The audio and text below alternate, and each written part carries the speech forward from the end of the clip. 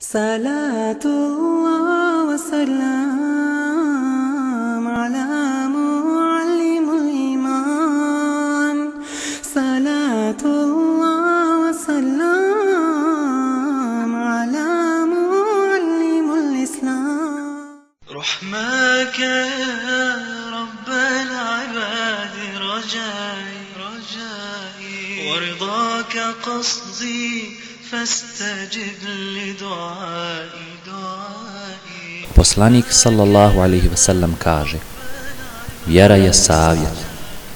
Rekoše: savjet o kome, Božji poslaniče?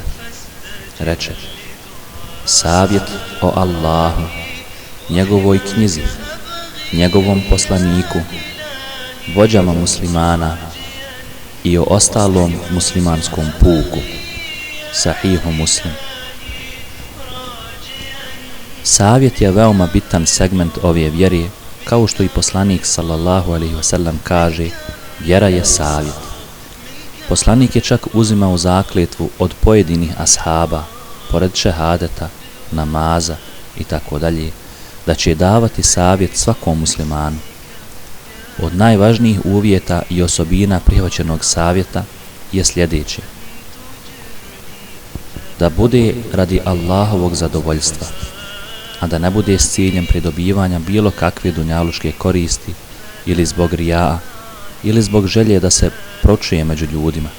Iskrenost u savjetovanju je od najvažnijih uvjeta da savjet bude prihvaćen kod Allaha kao i kod onoga koji se savjetuje.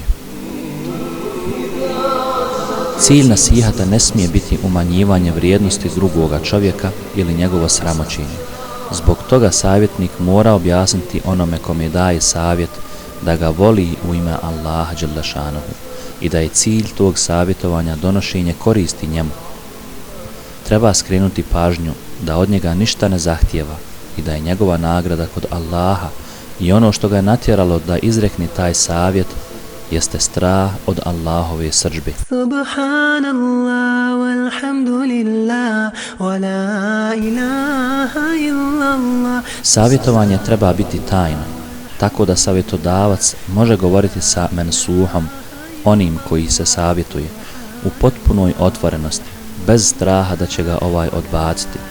A ako bi ga savjetovao pred ljudima, tada bi ga obuzeo ponos u griješenju i time bi savjetodavac bio šejtanov pomoćnik protiv svog brata.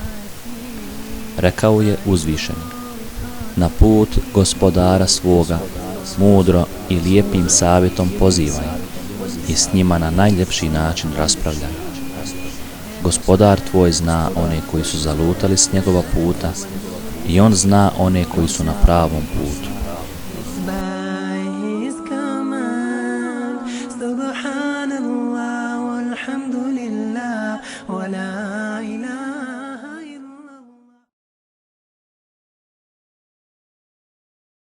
Zatim, kaže poslanik sallallahu alejhi ve sellem u hadisu kojega bilježi Imam Muslim: ad-dinu nasiha, vjera je savjet. Vjera je savjet. Šta braći i sestre znači ovo ad-dinu nasiha, vjera je savjet? Kad su pitali, li meni ja Rasulullah, kad su pitali kome Allah poslaniče, lillahi wa li rasulihi wa li a'immati muslimina wa ammatuhum. Allahu, njegovom poslaniku i vođama, imamima i običnim muslimanima, dakle ostalo muslimanskom muslimu. Što ona prije svega podrazumijeva? Dakle, islamski učenjaci kažu da ovaj hadis, vjera je savjet, prije svega znači iskren odnos prema Allahu subhanahu wa ta'ala, a zatim prema vjernicima. Ako nema iskrenosti, onda nema tu savjetovanja. Nema tu pravog savjetovanja. Znači da muslimanu i muslimanki u svakoj situaciji želiš dobro, da mu želiš ono što želiš i samom sebi. Rekao je Džabir ibn Abdullah radijallahu ta'ala: zavjetovali smo se poslaniku sallallahu alejhi ve sellem, dali smo bej'u poslaniku sallallahu alejhi ve sellem da ćemo klanjati namaz, davati zekat i nasihati svakog muslimana. Nasihati svakog muslimana. To je nasihat, ne samo riječima. Brat ili sestre nešto nisu kako treba uraditi, pa stalno potežeš ga za rukav, znaš, boj se Allaha, nije to tako, boj se Allaha. Ne, to nije, to je jedan dio nasihata, jedan mali dio nasihata.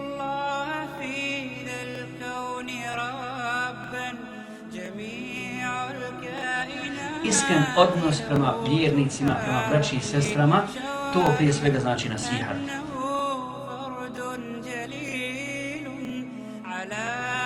I da ti, znači, a kad ima iskrenosti, onda ima i brige za njihovo stanje kompletno, za njihovu vjeru, za njihov dunjaluk i ahiret. Isto kao što brineš za sebe i za svoju porodicu, ti kao musliman, kao daja, odnosno mi kao muslimani i daje, pozivaču Allahu vjeru, moramo imati takav odnos prema muslimanima, odnosno jedni prema drugim.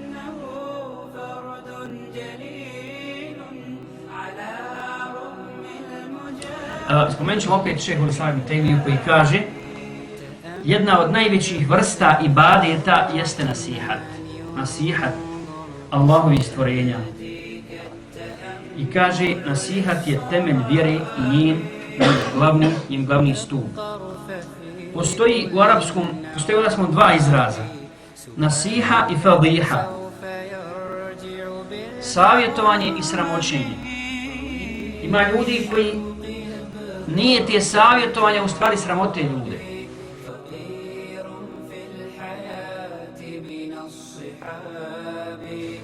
Dakle, nasihat uvijek podrazumijeva savjetovanje u 4 oka, u tajnosti. Onaj ko ljude upozorava javno, on ih ne nasihati, on ih sramoti. Sramoti, dakle, iznosi neke njihove mahane, nedostatke i tako dalje. I to javno pred ljudima. Gdje si ti večeras? Nemate na jasiju, nemate u džamat. Čovjek ostane se onako, blehne. Pred masom ljudi.